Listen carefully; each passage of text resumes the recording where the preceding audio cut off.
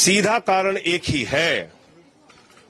अरविंद केजरीवाल जी ने दिल्ली विधानसभा में नरेंद्र मोदी के भ्रष्टाचार का सच उजागर किया और बताया कि मोदी के दोस्त की कंपनी में लगा हुआ लाखों करोड़ का काला धन ये नरेंद्र मोदी का पैसा है। और इस बात को मोदी जी बर्दाश्त नहीं कर पाए। उन्होंने कहा केजरीवाल को नोटिस भेजो। तो इससे काम चलेगा नहीं।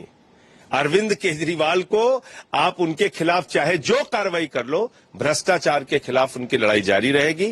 प्रधानमंत्री के भ्रष्टाचार को देश के सामने उजागर करेंगे। अरविंद केजरीवाल जी को तो अपनी ईमानदार होने की सजा मिलनी है। एटलीस्ट हैरेसमेंट तो होनी है। कभी कोई नोटिस देगा, कभी कोई नोटिस देगा, लेकिन ईश्वर उनके साथ है, पब्लिक उनके साथ है, लोग उनके साथ हैं। उनका कोई बाल भी बाका नहीं हो पाएगा, मुझे लगता है। देखिए, हमारा पहले दिन से यह मानना है कि दिल्ली में जो आबकारी नीति में घोटाला हुआ है करोड़ों रुपए का, उसके सूत्रधार अरविंद केजरीवाल हैं और एक ना एक दिन तो उनको जाना ही था। अगर जांच एजेंसी ने उन्हें बुलाया है तो मैं इस फैसले का स्वागत करता हूं, क्योंकि इस जांच की आंच में अरविंद केजरीवाल जरूर गर्मी बर्दाश्त करेंगे। क्योंकि जिस तरह से दिल्ली की माताओं बहनों की हाय उनको लगी है, जिस तरह से यहाँ के युवाओं को नशे में धकेलने की कोशिश की गई है और जिस तरह से करोड़ों रुपए दिल्ली की जनता का लूटा गया है, उसका ये परिणाम तो होना ही था। अरविंद केजरीवाल के बिना एक पत्ता भी नहीं हिल सकता, ये हम सभी जानते हैं।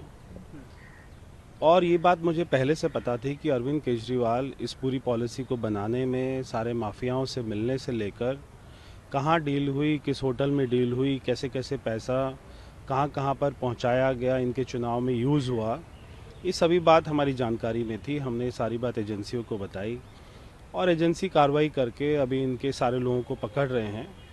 और अभी अरविंद केजरीवाल का नंबर आया है, क्योंकि जिन लोगों को पकड़ा गया है वो सभी लोगों की जो एक ही बात है वो अरविंद केजरीवाल के ऊपर जाती है। कानून अपना काम कर रहा है हमारे हिसाब से। कानून से डरना नहीं चाहिए अगर आपने कुछ नहीं किया तो, लेकिन अगर आपने किया है तो कानून अपना काम करेगा और कानून को आपको जवाब देना पड़ेगा। के अरविंद जो मनीष सिसोदिया के पीएस थे, उन्होंने अपने स्टेटमेंट में साफ कहा है कि जो भी हुआ है, जो भी डीलिंग हुई है, वो अरविंद केजरीवाल के घर पर हुई है, अरविंद केजरीवाल के कहने पर हुई है। तो इस बात का जवाब तो अरविंद केजरीवाल को देना पड़ेगा। प्रधानमंत्री जी, माननीय गृह मंत्री जी, गैस चैम्बर में बंद कर दो देश के तमाम विपक्ष के नेताओं को, एक साथ खत्म कर दो नाजी स्टाइल में, कुछ भी ना बचे। आप तानाशाही रवैये से मर्जी से काम करते रहो। आपकी सत्ता जाती हुई आपको दिख रही है, तो आप क्या कर रहे हैं?